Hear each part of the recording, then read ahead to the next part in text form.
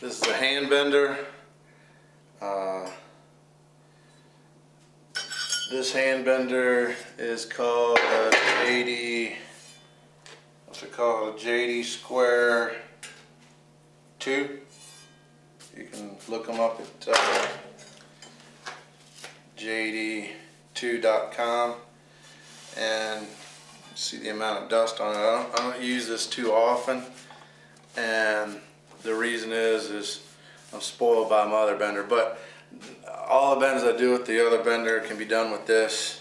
This will bend tubing really nice, and the way it works, this doesn't come with it. This is just a little device I mounted on here for holding little things, but everything else here comes with it.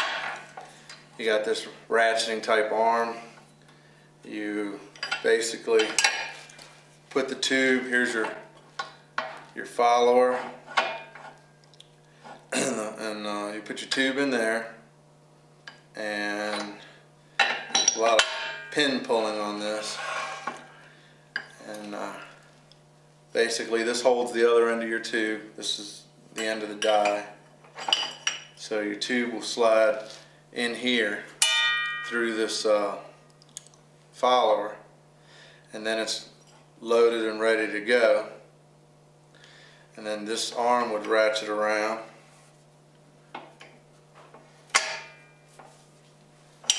Actually, doing it all butt backwards here. Now it's ready to go. The tube would hold the follower up. It wouldn't be sitting low like that. This basically comes in and catches it in one of its teeth, and the handle here, pretty short. What I did is I took 1 3/4 inch tubing, heated it up, and smashed it down with a hammer so it would slide on here, because have a little leverage. And as you push this handle, it rotates the die. You have to stop, bring this back around, pop this back in, catch it, and you can see it doesn't, it only moves it maybe, I don't know, I'm guessing 4 degrees, 3 degrees each bend, maybe more than that, don't quote me on that. And as you progress, you would move this arm back and drop a pin down through the die.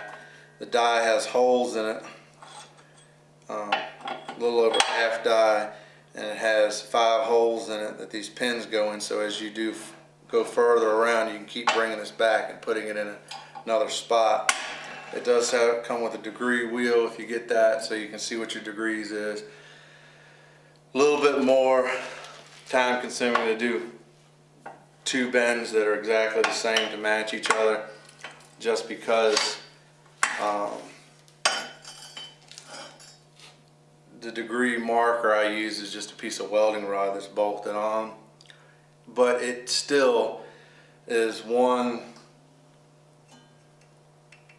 probably 1/70th or 1/50th the cost of the other bender, and it'll do the same bends. If you're only doing 1 bike or 2 bikes or 3 bikes, this is a bender most shops have that even do more than that. It's a good bender. I just don't use it that often because I have another bender that is a lot easier to use. So it has nothing to do with the quality of the bend. The quality of the bend is,